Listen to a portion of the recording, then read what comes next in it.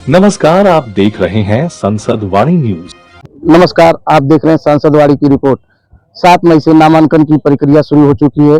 पीछे प्रशासन की कड़ी व्यवस्था दिखी रही है और पीछे एम्बुलेंस भी दिख रहा है। आपको बता दूं, अभी तक 8 लोगों ने पर्चा खरीद चुका है और ये 14 मई तक पर्चा लोग भर सकते हैं और 17 मई तक लोग पर्चा वापस भी करेंगे और 18 मई से 20 मई तक सिंबल भी बढ़ सकता है। हमारे लोग पर्चा खरीदने जाते हुए दिख रहे होंगे, तस्वीरों में आपको नजर आ रहा होगा।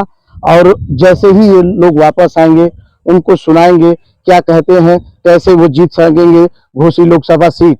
जो बड़े बड़े पार्टियां आज चुनौती ठोक रही है घोसी लोकसभा जीतने का, अब वो कैसे निर्दल प्रत्याशी 3 सीटों में करूँगा। तो किसी पार्टी के आने नहीं, निर्दल करूँगा। क्या करना पड़ेगा? निर्दल जो गरीब किसान मजदूरों के लिए लड़ाई नहीं लड़े हैं, यहाँ के जनता का सांसद विधायक मंत्री जो यहाँ की 5 साल में सांसद बना देते हैं, 5 साल में विधायक बना देते हैं, देश के प्रधानमंत्री, उत्तर प्रदेश के मुख्यमंत्री बना देते हैं, लेकिन कोई सुनने वाला नहीं है उन गरीब किसान मजदूरों। इसलिए मैं गरीबों के बीच में गया, लोगों की जो समस्याओं को समझा और उनके दुख दर्द में गया, उनकी मदद किया। लोगों ने कहा कि नहीं, इस बार आप चुनाव लड़िए, हम लोग आपके साथ हैं। इसलिए घोसी लोकसभा 70 घोसी से सभी वरिष्ठ जन, युवा साथी बहनों का आशीर्वाद मिला, युवा साथियों का प्यार मिला और लोकसभा 70 घोसी से एक एक नोट, एक एक वोट मिल रहा है, जो किसी प्रत्याशी को नहीं मिल रहा है। गांव-गांव में जो स्वागत हो रहा है, गांव के लोग जो चल रहे हैं, यह ताकत, यह घोसी की ताकत है कि पवन चौहान चुनाव लड़े। तो चुनाव लड़ेंगे आप? चुनाव लड़ूं, दबाव रण में उतर, कोई दबाव नहीं है। कोई दबाव नहीं पड़ेगा तो कोई दबाव पड़ेगा ही नहीं। पवन चौहान को कोई दबाव नहीं पड़ सकता, पड़ेगा, कोई दबाव नहीं। पवन चौहान लड़ने के लिए आया, घोसी को चमकाने के लिए आया। आप युवा भी हैं, युवा हूं, चेहरे को लाश भी दिख रहा है, युवा दिख रहा है, युवा ताकत है, युवा हमारी ताकत है। घोसी के जितने भी युवा हैं वो हमारी ताकत है। उनकी हर समस्याओं को, चुनाव तो आएगा और चुनाव जाएगा, लेकिन चुनाव के बाद में कोई प्रत्याशी नहीं दिखेगा। ये पवन चौहान निर्दल प्रत्याशी दिखेगा और उनकी काम करेगा। एक ही पर्चा खरीदा जाता है आजकल, उसका फिर फोटो कॉपी कराया जाता है। तो बेसिकली घोसी लोकसभा की जो राजनीतिक दुर्दशा है, इस दुर्दशा से मुक्त कराने के लिए हम लोगों ने 2 साल से अभियान चलाया था। क्षेत्रीय मुद्दों पर आधारित क्षेत्रीय सांसद, इस विमर्श को जगाया गया था, लेकिन राजनीतिक दलों ने जाति और धर्म के आधार पर जो व्यवस्था बनाई है, उस व्यवस्था को स्थापित रखने के लिए ढेर सारे षड्यंत्र करना शुरू कर दिया। इस चुनाव को भी जाति और धर्म के आधार पर ले जाया जा रहा है। अतः हमने निर्णय लिया है कि घोसी लोकसभा को, जो बारी बारी से तीनों दलों के द्वारा लूटा जा रहा है, इन मुख्य तीनों दलों को मुंहतोड़ जवाब देने के लिए घोसी का चौथा मोर्चा खड़ा किया जाएगा। इसमें छोटे छोटे ढेर सारे दलों का समर्थन भी मिल रहा है हम लोगों को। आने वाले समय में इस बात को आप लोगों से बताया जाएगा। ऐसे तो समाजवादी पार्टी और भाजपा कह रही है हमारा एकदम सेट हो गया है सब मामला, हम लोग जीत रहे हैं, तो बद्रीनाथ का क्या है? जी बिल्कुल चुनाव लड़ेंगे बद्रीनाथ, और इन लोगों को सबक सिखाया जाएगा। जाति धर्म के आधार पर नहीं, मुद्दों के आधार पर ये चुनाव होगा और मुद्दों के आधार पर इन लोगों को घोसी लोकसभा की जनता बहिष्कार करेगी और अब की बारी क्षेत्रीय मुद्दों पर आधारित क्षेत्रीय सांसद आएगा और क्षेत्र का विकास सुनिश्चित किया जाएगा। आप तो बोल रहे थे कि चुनाव नहीं लड़ेंगे हम। नहीं, चुनाव प्रत्याशी उतारा जाएगा, ये बार बार बोला जा रहा था। ठीक है, तो हम लोगों की कोर कमेटी की बैठक हुई थी। उस बैठक में निर्णय लिया गया कि हमें चुनाव में आना पड़ेगा। बाहर से रहकर इस व्यवस्था को बदला नहीं जा सकता। चुनाव के पहले सारे लोग ऐसे ही बयान देते हैं जैसे आप बोल रहे हैं। चुनाव जीतने के बाद या फिर हारने के बाद फिर वापस अपने घर को चले जाते हैं। घर हमारा यही है, तो घर अपने घर पे ही तो रहेंगे।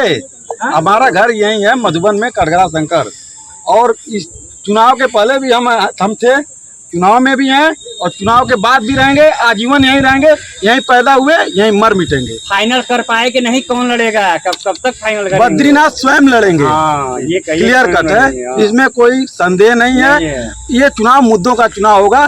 24 साल से कल्पनाथ राय जी के मृत्यु के बाद से हमारा लोकसभा बदहाल है। मेरा नाम प्रगीश कुमार है, मैं बदीसरा मेरा पैतृक गाँव है। मैं यहीं DAV इंटर कॉलेज से इंटरमीडिएट तक पढ़ाई किया हूँ मैथमेटिक्स सेक्शन से। उसके बाद मैं दिल्ली चला गया, वहाँ मैंने 1 साल इंजीनियरिंग एंट्रेंस की। उसमें मैंने all India engineering entrance examination clear किया AIEEE, उसके माध्यम से मुझे चेन्नई में इंजीनियरिंग कॉलेज में एडमिशन मिल गया। वहाँ मैंने पढ़ाई करते हुए ही मेरा सिलेक्शन हो गया एक MNC कंपनी में। वहाँ फिर मैंने 2009 में वो कंपनी ज्वाइन की, और कंपनी ज्वाइन करते ही मैंने सरकारी परीक्षाओं की भी तैयारी प्रारंभ कर दी। और उस समय मैंने IBPS जो आपका बैंकिंग PO है और SSC स्टाफ सिलेक्शन कमीशन, ये दोनों एग्ज़ाम मैंने क्लियर किए। लेकिन कंपनी ने ऑफ़र दिया कि आप सिंगापुर चले जाइए। मैंने वो ऑफ़र एक्सेप्ट किया और मैं फिर सिंगापुर चला गया। करीब 12 साल मैं भारत देश के बाहर रहा, जिसमें और बाकी देशों में भी रहा। भारत देश के बाहर रहते हुए भी मैंने काम करते हुए MTech किया, master of technology in software engineering from national university of Singapore. उसके बाद मैं अभी यहाँ आया वापस। तो एक विचारधारा है मेरी जो धर्म, जाति और किसी राजनीतिक दल या पार्टी से ऊपर है। एक सवाल, जैसे आपने इतना बताया, आप यहाँ चीज़ें इतनी हायर एजुकेशन होने के बाद कैसे आपका माइंड चुनाव की तरफ आया और राजनीति में उतरे? देखिए, एक श्लोक था, निंदन्तु नीति निपुणा यदिवा स्तुवन्तु लक्ष्मी समावेशतु गच्छतु यथेष्टम अद्य वा मरणमस्तु युगान्तरेवा न्यायात् पथः प्रविचलन्ति पदम नदीः। तो ये बहुत प्रेरणादायक है, और इसमें नीति के निपुण लोग आपकी प्रशंसा करें या कुछ करें, धीर पुरुष जो होता है उसके मार्ग जो होते हैं वो कभी न्याय के पथ से हटते नहीं हैं। तो ये प्रेरणादायक था। और मेरी पृष्ठभूमि है, मेरे दादा स्वर्गीय हरिशंकर सिंह जनसंघ जो आज वर्तमान में भाजपा है, उससे घोसी लोकसभा से 2 बार प्रत्याशी रहे हैं। मेरे दादा के भाई डॉक्टर उमाशंकर सिंह जो 97 साल की उम्र में उनका देहावसान हुआ। मेरे फूफा जी डॉक्टर रामचंद्र सिंह HK साइजिंग इस शहर के बहुत ही प्रतिष्ठित व्यवसायी रहे हैं। मेरे नाना doctor Ramnagina Singh Banaras UP college में प्रोफेसर रहे हैं। तो इन लोगों ने मुझे पाला पोसा है, इन लोगों का मार्गदर्शन रहा है मुझे हमेशा। वो एक प्रेरणा के स्रोत हैं। और यहाँ आना मुद्दे हैं, मैंने कहा मैं विचारधारा है जो फिर से रिपीट करूँगा कि यह राजनीतिक दल, धर्म और जाति से ऊपर की विचारधारा है। और इसमें कुछ मुद्दे हैं, तो मुद्दों को मैं रख देता हूँ। मेरे पॉइंट, मैंने अपना घोषणा पत्र भी जारी किया है।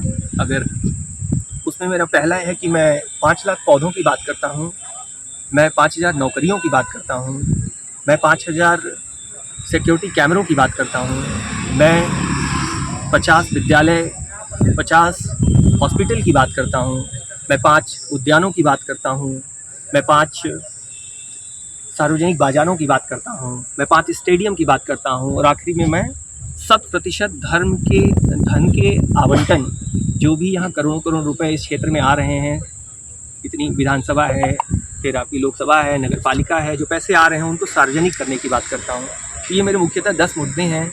इनमें अगर आप उनसे पूछेंगे कि आप 5000 नौकरियों की बात आप कैसे करते हैं, तो देखिए, जब आप किसी जनता के प्रतिनिधि हैं तो आपको पता होना चाहिए कि कैसे आप जनता के लिए कार्य कर पाएंगे। अगर मैंने 5000 नौकरियों की बात की है तो आंकड़ों की बात करिए तो एक साल में 1000, एक महीने में आपको 80 से 90, 15 लाख लोगों की इस लोकसभा में अगर मैं 100 लोगों को भी नौकरी नहीं दिला पाता हूँ एक महीने में, तो मेरी योग्यता क्या है। और जब आप बात करते हैं तो कैसे केंद्रीकृत प्लेटफॉर्म बनाए जाते हैं, कैसे चीज़ों को लिंक किया जाता है, इसके उपरांत कैसे, अगर मैं प्रतिनिधि हूँ, मैंने केंद्रीकृत जॉब प्लेटफॉर्म बनाए हैं, उसको मैं लिंक करा सकता हूँ, यहाँ के प्रत्येक प्रतिष्ठित व्यक्तियों से जोड़ सकता हूँ। उन्हें अगर किसी रोज़गार की आवश्यकता है, मनरेगा है, रोज़गार मेला लगता है, इन सभी को एक सेंट्रलाइज करने की आवश्यकता है। और वो मेरा एक विज़न है। और इसके बाद एक और बहुत सारी बातें और भी हैं, लेकिन आखिरी में मेरा एक पॉइंट है कि जैसे हमने 15 साल नौकरी की, बहुत मेहनत की है जीवन में, बहुत पढ़ाई की है, लेकिन जब हम 10 घंटे 12 घंटे बैठ के काम करते हैं डेली, हम ही नहीं, आप सभी लोग काम करते हैं, जो भी अपना जीवन यापन कर रहा है यहाँ पे वो काम करता है। उसी प्रकार से एक प्रतिनिधि से भी ये उम्मीद होनी चाहिए कि वो कम से कम इस शहर के, इस लोकसभा के हर चौराहे पे एक स्क्रीन लगाए और डेली का 4 घंटे का लाइव प्रसारण कराए कि वो डेली किया क्या है, इतने बड़े-बड़े कद्दावर लीडर हैं यहाँ, कैसे अपना मुकाम बनाएंगे? देखिए, ये विचारधारा है।